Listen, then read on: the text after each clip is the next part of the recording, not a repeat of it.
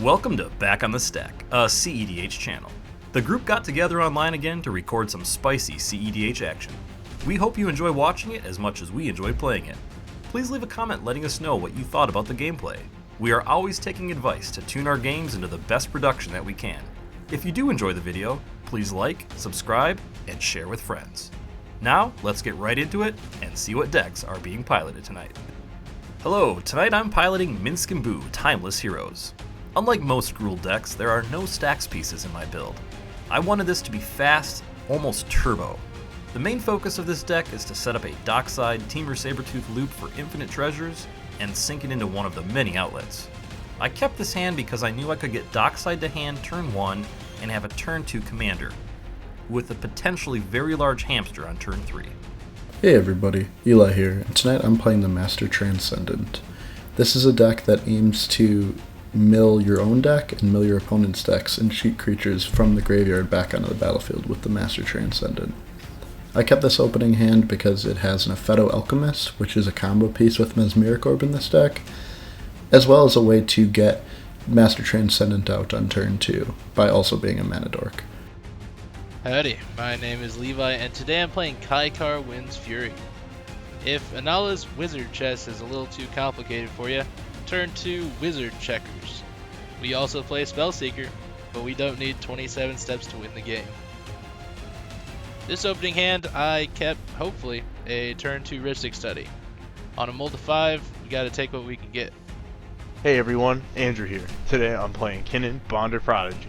My game plan is pretty simple. I'm going to get Kinnan out, get rocks out, and flip into big splashy payoffs.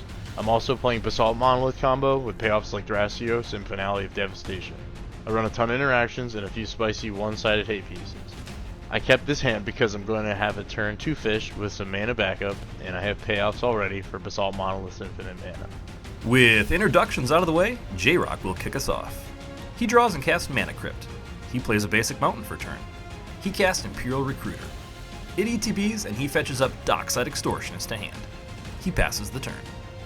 Eli draws and plays Rejuvenating Springs for turn. He casts Chrome Mox. It ETBs and he imprints Eternal Witness. He casts Epheto Alchemist. He passes the turn. Levi draws and plays Arid Mesa for turn. He sacks it, pays a life, and fetches up Volcanic Island to the battlefield. He casts Mana Vault. He casts Talisman of Conviction. He passes the turn. Andrew draws and plays a Command Tower for turn. He casts Llanowar Elves. He passes. In his upkeep, Jrock wins his Crypt roll. He draws and casts Jeweled Lotus. He cracks it to help cast his commander, Minsc and Boo, Timeless Heroes. It ETBs and Jrock creates a 1/1 Boo token. He plays Yavimaya, Cradle of Growth for turn. He casts Groundswell, targeting Boo, giving it +4/+4 until the end of turn. He moves to combat and swings the Hasty Boo token at Eli. Eli declares no blocks, and before the damage step, Jrock casts Invigorate for its alternative casting cost, having Eli gain 3 life. Boo connects for 9 damage. In his second main phase, Jrock activates his commander's -2 ability, sacrificing the Boo token, doing 9 damage to Eli's face. Jrock then draws 9 cards. He moves to his end step, discarding 5 lands to hand size, and passes the turn.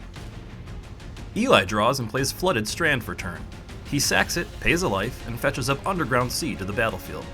He taps his Chrome Mox to float a green mana. He then activates Epheto, tapping it to untap the Chrome Mox.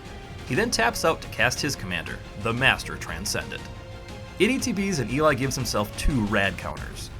Eli attempts to pass the turn, but in response, Levi casts Enlightened Tutor. He tutors Rhystic Study to the top of his library. The turn goes to Levi. Levi loses 1 life to Mana Vault. He draws and plays a Scalding Tarn. He sacks it, pays a life, and fetches up Tundra to the battlefield. He casts Rhystic Study. He passes the turn. Andrew draws and casts Mystic Remora. Rhystic triggers and he pays for it. He passes the turn. In his upkeep, Jrock creates a Boo token. He also loses his Crypt roll and takes 3 life. He draws and plays City of Brass for turn. He casts Dockside. Rhystic triggers and Levi draws. Dockside ETBs and Jrock creates 6 treasure tokens. He activates his commander's +1 ability, putting 3 +1/+1 counters on Boo. He passes the turn. Eli draws for turn. At the beginning of his first main phase, his 2 rad counters trigger. He mills Hermit Druid and Consecrated Sphinx. He loses 2 life and both rad counters are removed. He plays Tropical Island for turn. He activates his commander, tapping it and returning Hermit Druid to the battlefield. He casts Lightning Greaves. Fish and Rhystic both trigger and both Andrew and Levi draw.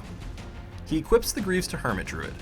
He activates Hermit Druid and puts his entire library into his graveyard. He then activates a Fetto, tapping it to untap the Master.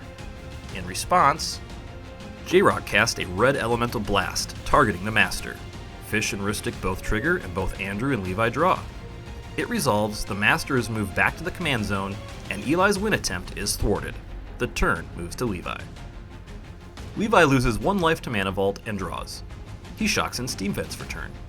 He casts Mystic Remora. Andrew's Fish triggers and he draws. Levi passes the turn. In his upkeep, Andrew pays for Fish. He draws and plays Cephalid Coliseum for turn. He casts his commander, Kinnan, Bonder Prodigy. Rhystic triggers and Levi draws. Andrew casts Chrome Mox. Rhystic and Mystic trigger and Levi draws for both. Chrome Mox ETBs and he imprints Tezzeret the Seeker. He passes the turn. In his upkeep, Jrock wins his Crypt roll. He draws and casts Might of Old Kroza, targeting Boo. Fish, Rhystic, and Fish all trigger. Andrew draws 1 and Levi draws 2. In response to the cast, Andrew casts Rapid Hybridization, targeting Boo. Levi's Fish and Rhystic both trigger. Andrew pays for Rhystic and Levi draws 1 for Fish. In response, Jrock casts Veil of Summer. Fish, Rhystic, and Fish all trigger. Andrew draws 1 and Levi draws 2. In response, Levi casts Force of Will for its alternative casting cost, exiling Displacer Kitten, targeting the Veil of Summer. Andrew's Fish triggers and he draws. Force counters Veil, Poor Little Boo is turned into a 3/3 Frog Lizard, and Might of Old Kroza fizzles. Jrock casts Tinderwall. Rhystic triggers and he pays. The turn moves to Eli. Eli attempts to draw from an empty library and loses the game. In his upkeep, Levi pays for Fish. He loses 1 to Mana Vault and draws. He plays Windswept Heath for turn. He sacks it, pays a life, and fetches up Plateau to the battlefield. He casts Mox Diamond. Andrew's Fish triggers and he draws. Mox Diamond ETBs and he discards Gemstone Caverns. Levi passes the turn. In his upkeep, Andrew pays for Fish. He draws and plays Polluted Delta. He casts Spellskite. Rhystic triggers and Levi draws. He sacks his Polluted Delta, pays a life, and fetches up Tropical Island to the battlefield. He casts Moonsilver Key. Fish and Rhystic both trigger, and Levi draws for both. He passes the turn. In his upkeep, Jrock wins his Crypt roll and creates a Boo token. He draws and casts Massive Might, targeting Boo. Fish, Rhystic, and Fish all trigger. Andrew draws 1 and Levi draws 2. In response, Andrew pays 2 life to activate Spellskite, changing the target from Boo to Spellskite. It resolves, giving Spellskite +2/+2 and trample until the end of turn. Jrock then activates his commander's -2 ability targeting Boo. Boo is sacrificed and Jrock targets Llanowar Elves with the 1 damage. However, Andrew pays 2 life and changes the damage to Spellskite. Jrock then draws 1 card. With no more loyalty counters, Minsc is moved back to the command zone. Jrock recasts his commander. Both Fishes trigger and Andrew and Levi both draw. Jrock activates his commander's +1 ability targeting Boo. But in response, Andrew pays 2 life and changes the target from Boo to Spellskite, which is now a legal target for Minsc, since it does have trample through Massive Might. Andrew puts 3 +1/+1 counters on Spellskite. Finally realizing he can basically do nothing at the moment with Spellskite on the battlefield, Jrock attempts to pass the turn. However, in response, Levi Wizard cycles Step Through. He tutors Dualcaster Mage to hand. He also casts Mystical Tutor. Fish triggers and Andrew draws. It resolves and Levi tutors Twin Flame to the top of his library. Still on end step, Levi flashes in Fairy Mastermind. The turn moves to Levi. In his upkeep, Levi sacrifices Mystic Remora. He loses a life to Mana Vault and draws. He plays Exotic Orchard for turn.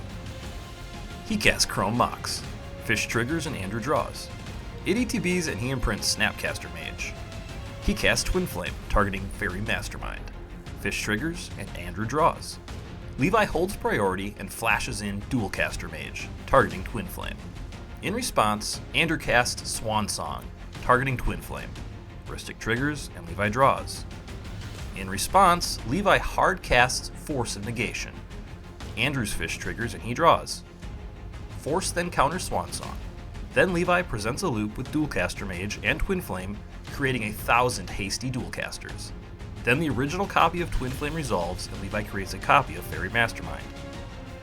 He moves to combat and swings his army of hasty Dualcasters at his opponents, and Levi wins the game. Eli really wanted to show off the Master Transcendent again, so we decided to re-randomize seed order, shuffle up, and play again. Howdy, Levi again, and it looks like a turn 2 Ristic study worked out for me last game, so let's try it again. But I also have an intuition to hopefully seal the deal a little quicker this time. This hand felt like a pretty easy keep for a few reasons. I have consistent land drops, a tutor for Basalt Monolith, and payoffs. I also have counterspell backup, though it's not the most ideal for that purpose. The reason I kept this hand is a turn 1 Master Transcendent, as well as a turn 2 Wise Mothman. That gives my opponents rad counters when it ETBs and attacks, which allows me to start stealing creatures out of their graveyards. Game 2 I had to mold a 5, which always feels bad. However, I had a pretty good hand to keep. I'm hopefully able to get a turn 1 commander, plus I already have Dockside in hand. The card draw that I can get in this deck makes me hopeful with all the mana, so it was probably the best I could ask for going down to 5. With opening hands decided, Levi will kick us off. He draws and plays Ancient Tomb for turn. He casts Talisman of Progress. He casts Skull Clamp. He passes the turn. Andrew draws and plays Ancient Tomb for turn. He casts Arcane Signet. He passes. Eli draws and plays Underground Sea. He casts Chrome Mox. It ETBs and he imprints Orcish Bowmasters. He casts Lotus Petal. He casts Mana Crypt. He casts his commander, the Master Transcendent. It ETBs and Eli gives himself 2 rad counters. He passes the turn. Jrock draws and casts Mana Crypt. He casts Lotus Petal. He plays Yavimaya, Cradle of Growth for turn. He casts his commander, Minsc and Boo. It ETBs and he creates a Boo token. He activates his commander's +1 ability and puts 3 +1/+1 counters on Boo. He passes the turn. Levi draws and casts Ristic Study. He passes the turn.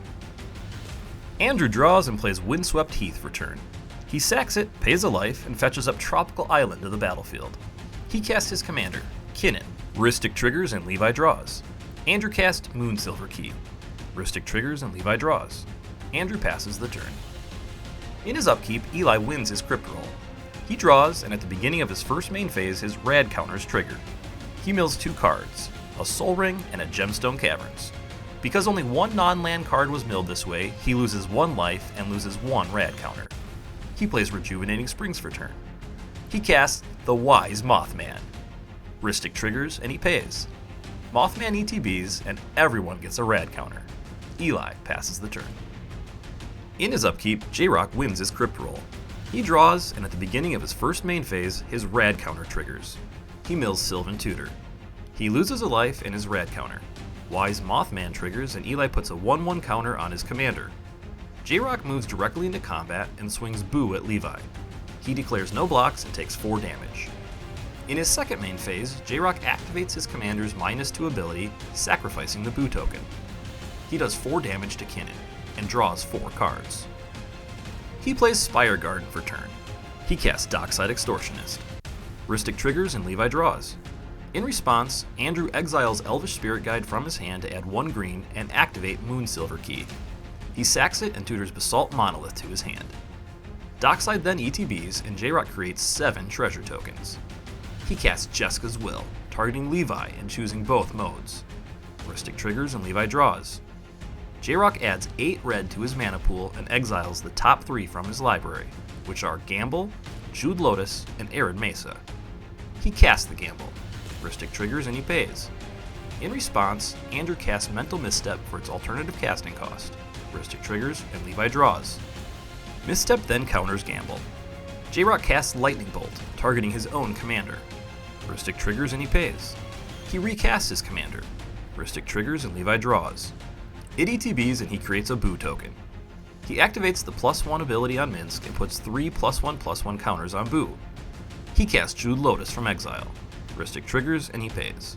Jrock passes his turn. Levi draws, and in the beginning of his first main phase, his rad counter triggers. He mills a Sensei's top. He loses 1 life and loses his rad counter. Mothman triggers and Eli puts a +1/+1 counter on his commander. Levi plays City of Brass for turn. He casts Esper Sentinel. He moves to his end step and discards a hand size. The turn moves to Andrew. Andrew draws, and in the beginning of his first main phase, his rad counter triggers. He mills a land. He plays Snow-Covered Island for turn. He casts Tezzeret the Seeker. Rhystic and Esper both trigger, and Levi draws for both. Andrew activates Teggeret's -X ability for 4 to search his library for an artifact card with CMC 4 or less and put it into play. But in response, Levi flashes in an Aven Mind Sensor. Andrew then searches the top 4 cards of his library and puts a Mox Diamond into play. It ETBs and Andrew does not discard a land card. Mox Diamond is then put into the graveyard, and he passes the turn. In his upkeep, Eli wins his Crypt Roll. He draws, and at the beginning of his first main phase, his rad counters trigger. He mills Eternal Witness and Verdict Catacombs. Mothman triggers, and he puts a +1/+1 counter on his commander. He loses a life and 1 of his rad counters. He plays City of Brass for turn. He moves to combat and swings the Wise Mothman at Minsc and Boo. On attack, Mothman triggers, and each player is given another rad counter. Mothman hits Minsc and Boo, bringing the loyalty counter down to 1. Eli passes the turn. In his upkeep, Jrock loses his Crypt Roll and takes 3 damage. He draws, and at the beginning of his first main phase, his rad counter triggers. He mills Stomping Grounds. He pays 2 life to cast Noxious Revival, targeting Jeska's Will in his graveyard. Rhystic and Esper both trigger, and Levi draws for both. He activates Minsc's +1 ability, putting 3 more +1/+1 counters on Boo. He moves to combat and swings his 7/7 hamster at Levi. Levi declares no blocks and takes the damage. In his second main phase, Jrock casts Final Fortune. Rhystic triggers, and he pays. Jrock then moves to his second turn.